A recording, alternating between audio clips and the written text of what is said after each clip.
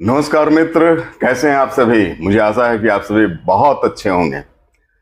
पूरे देश में आज हंगामा सा बरपा है मित्र। आप जानते हैं आरक्षण को लेकर के सुप्रीम कोर्ट का जो नई सलाह आई है, मैं इसे निर्णय नहीं कहूंगा क्योंकि इसे लागू करना है राज्य सरकारों को। तो सुप्रीम कोर्ट का ये निर्णय नहीं है, एक पैकेजिंग है, एक बाइंडिंग है, जिसको आप मानो तो ठीक, ना मानो तो ठीक, लेकिन कुछ चीजें सुप्रीम कोर्ट ने तय की है। कभी कभी मित्र किसी के लिए आप अच्छा करो और उसे समझ में ना आए और वो विरोध में उतर जाए तो बड़ा अजीब असमंजस की स्थिति होती है। देश और समाज के लिए कुछ ऐतिहासिक जो निर्णय होते हैं और उस निर्णय के खिलाफ सिर्फ राजनीति चमकाने के लिए कुछ लोग जो सड़कों पे उतर जाते हैं, तो बड़ी दुख होता है कि आप राजनीति में चीजों को बिगाड़ने के लिए आए हैं या सुधारने के लिए आए हैं। मैंने देखा, आज मैंने एक पोस्ट किया आरक्षण को लेकर के कि भाई जो आपने बंद बुलाया है या आपने जो बंद में शरीक हुआ है या सुप्रीम कोर्ट के इस निर्णय के खिलाफ जो आप हो, तो हमें थोड़ा सा आप बता दें कि आखिर इस निर्णय में क्या गलती है, क्यों खिलाफ है, आपने इसको पढ़ा है या नहीं पढ़ा है, या पढ़ के भी आपने समझा नहीं है।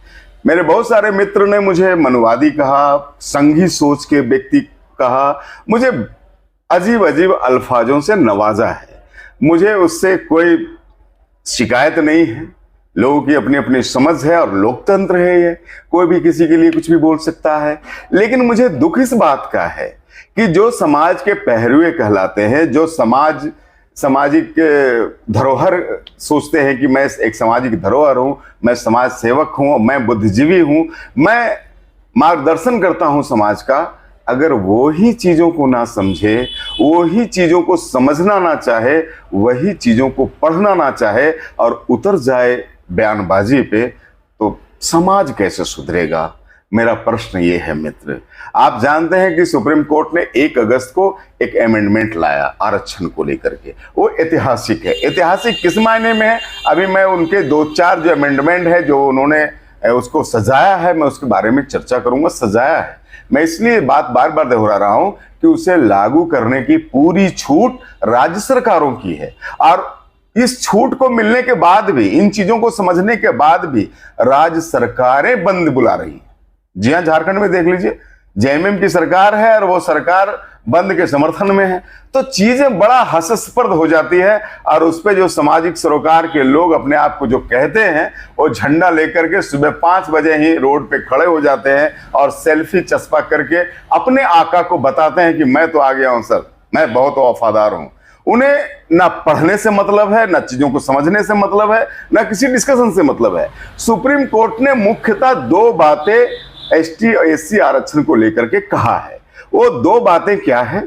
पहला, जो पूरे देश में प्रचारित है, आपने भी देखा होगा कि कोटे के अंदर कोटा, और दूसरा उन्होंने क्रीमी लेयर की बात की है। आप जानते हैं कि आरक्षण की जो पद्धति हमारे यहाँ देश आजादी के साथ है, उसमें ओबीसी को लेकर के एक अमेंडमेंट आया था कुछ वर्ष पहले। आप जानते हैं कि अदर बैकवर्ड कार्ड, अत्यंत पिछड़ा, उसमें एक क्रीमी लेयर की बात आई कि मान लीजिए कि हम ओबीसी हैं, हम बैकवर्ड क्लास से हैं, लेकिन हमारे पिता कोई ऑफिसर हैं, मैं कोई ऑफिसर हूं, मैं इनकम टैक्स पे करता हूं हैवी, मैं क्रीमी लेयर का जो पैमाना है 8 लाख सालाना है। आप जानते हैं कि मैं 8 लाख सालाना से ज्यादा इनकम टैक्स दिखाता हूं, मैं अपना इनकम दिखाता हूं, तो मैं क्रीमी लेयर में आ जाता हूं कि भाई मैं जाति से तो पिछड़ा हूं, लेकिन मैं आरक्षण का हकदार मुझे नहीं है, इसलिए कि मैं उस लेवल से ऊपर उठ गया। यही चीज एससी एसटी में, एससी में लाने के लिए सुप्रीम कोर्ट ने कहा है कि कोई भी परिवार, कोई भी व्यक्ति अगर समृद्ध हो गया है आरक्षण को लेकर के या जैसे भी, तो अब उस परिवार को आरक्षण से हटा करके किसी दूसरे दलित को, जो बहुत असहाय है, जिसको मौका नहीं मिला है, उसको आरक्षण दिया जाए। इसको आप सीधा सीधी ऐसे समझिए कि मान लीजिए कोई व्यक्ति एससी सीट में, जैसे जमुआ हमारा एससी सीट है, या इस तरह की और बहुत सारी सीटें हैं पूरे देश में, उस एससी सीट से कोई व्यक्ति आरक्षण का लाभ लेकर के उम्मीदवार बन करके एमएलए बन गया, तो तो सुप्रीम कोर्ट की अगर बात माने तो वो कहते हैं कि अब उस व्यक्ति के फैमिली को इस आरक्षण से अलग कर देना चाहिए। अब किसी दूसरे दलित फैमिली को, किसी दूसरे दलित व्यक्ति को यह आरक्षण का लाभ मिलना चाहिए। क्या गलत है इसमें? वही बात तो आप कर रहे हो, वही बात तो आप चाहते हो। गलत क्या है? आपने चूंकि पढ़ा नहीं इसको, आपने चूंकि समझा नहीं, आप समझने के लिए समय नहीं दिए, तो आप विरोध में उतर गए। मान लो मैं अनुसूचित समाज से हूं, एससी समाज से हूं, और मेरा बेटा बन गया डीसी, तो मैं उस क्रीमी लेयर में आया या नहीं आया, या फिर मुझे आरक्षण चाहिए? तो सुप्रीम कोर्ट का मोटा मोटी कहना यह है। दूसरा जो सुप्रीम कोर्ट कहता है कोटे के अंदर कोटा, वो ये कहता है कि अनुसूचित जातियों में से और अनुसूचित जनजातियों में भी बहुत सारी जातियां हैं जिसको आमजन नहीं जानते, लेकिन कुछ डीप 4 टाइप की जातियां जो डेवलप है, अपने आप को डेवलप कर चुका है, वही इन चीजों का आरक्षण ले रहा है।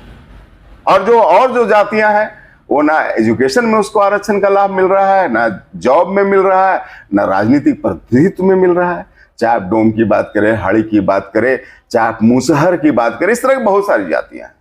तो सुप्रीम कोर्ट कहता है कि राज्य सरकार इसको गणना कर ले, देख ले, अन्वेषण कर ले और वैसे जातियों को आगे लाने का प्रयास करे। एक आंकड़ा जो बताता, मैं आपको चौंकाने वाला बता रहा हूं कि एससी में कुछ जातियों में 1000 जात, अगर युवाओं को आप देखें, 1000 व्यक्तियों को देखें, तो उसमें से तकरीबन 200-250 लोग ग्रेजुएट किए हैं। लेकिन उसी एससी में जो डोम है या मुसहर है, उसको आप देखें तो 1000 में से 4-5 लोग ग्रेजुएशन किए हैं। तो कितना अंतर है? अगर इस अंतर को पाटना चाहता है सुप्रीम कोर्ट, बगैर आरक्षण का परसेंटेज घटाए, तो उसमें दिक्कत क्या है? कुछ लोगों को लग रहा है कि आरक्षण खत्म कर दे रहा है, कुछ लोगों को लग रहा है कि आरक्षण कम कर दे रहा है। भाई, ना आरक्षण खत्म कर रहा है सुप्रीम कोर्ट का निर्णय, ना कम कर रहा है। सुप्रीम कोर्ट का निर्णय आरक्षण को और विस्तार रूप दे रहा है, और जिसके पास आरक्षण का लाभ नहीं पहुंच पाया है आजादी के इतने वर्षों के बाद, उसके दरवाजे तक भी आरक्षण का लाभ पहुंचाने का प्रयास है सुप्रीम कोर्ट का निर्णय। और सुप्रीम कोर्ट का निर्णय एक समानता लाने का प्रयास है कि भाई, इस फैमिली से विधायक बन गया 2-3 आदमी, अब फिर चौथे को इसी फैमिली में आरक्षण मिले विधायक बनने का, सांसद बनने का, तो सुप्रीम कोर्ट कहता है कि नहीं, इस फैमिली को अब ड्रॉप करो, अब कोई और असहाय और गरीब दलित फैमिली को ही ये अवसर दो। इसमें समस्या क्या है? इतना अच्छा निर्णय है, इतनी अच्छी अमेंडमेंट है, और इसका विरोध हो रहा है पूरे देश में। आखिर ये विपक्षी पार्टियां कैसे भ्रमित करके पूरे देश को रखा है, इसको समझने की आवश्यकता है। और हमारे युवा बगैर पढ़े, बगैर समझे, कुछ लोग कहते हैं कि आरक्षण को आप सिर्फ पैसों से ना तोलें, आरक्षण को आप सिर्फ पॉवर्टी से ना तोलें, आरक्षण को आप जातीय विषमता से भी तोलें। जी हाँ, मैं तोलता हूं, बाबा साहब अम्बेडकर ने भी कहा था। लेकिन आप ये बात बताओ मेरे भाई कि अगर कोई बहुत नीचे जाति का व्यक्ति, हालांकि मैं नीचा जाति किसी को मानता नहीं हूं, लेकिन अगर कोई बहुत लो कैटेगरी का व्यक्ति अगर एमएलए एमपी बन जाता है, तो क्या सिर्फ पैसे से वो समृद्ध होता है? सिर्फ पैसे से वो क्रीमी लेयर में आता है, या अपने सामाजिक परिवेश में भी आता है? आप देख लीजिए, कोई डोम का घर का व्यक्ति, कोई आदिवासी एससी का व्यक्ति अगर एमएलए है, एमपी है, डीसी है, तो मैं जानता हूं बहुत सारे अपर क्लास के लोग उसके चरण छूते हैं, मैंने देखा है। उसकी चौकड़ी लगाते हैं, उसकी यहाँ चौकरी करते हैं, मैंने देखा है। तो ये सुधार नहीं हुआ, ये जातीय जो विषमता है उसमें सुधार नहीं दिख रहा है आपको। अरे आजकल पैसे से ही लोग बड़े हैं, आपको पता है कि नहीं? पैसा जिसके पास आ गया उसका सामाजिक स्तर भी ऊंचा उठ जाता है। आप व्यवहारिक में देख लें इस बात को। मैं ये नहीं कहता कि पैसा सब कुछ है, विद्वता नहीं है, या क्रियाकलाप और चरित्र नहीं है, लेकिन आप व्यवहारिक में आएंगे तो आप देख लें समाज में घूम करके कि जिसके पास पैसा है उसका सामाजिक स्तर भी ऊंचा हो जाता है, चाहे वो किसी जाति का हो। और अगर बहुत अपर क्लास का व्यक्ति है और बेचारा निर्धन है, दीनहीन है, तो उसका सामाजिक स्तर भी नीचे हो जाता है, या आचरण से दोष है तो उसका सामाजिक स्तर भी नीचे हो जाता है। इसमें कौन सी बात है?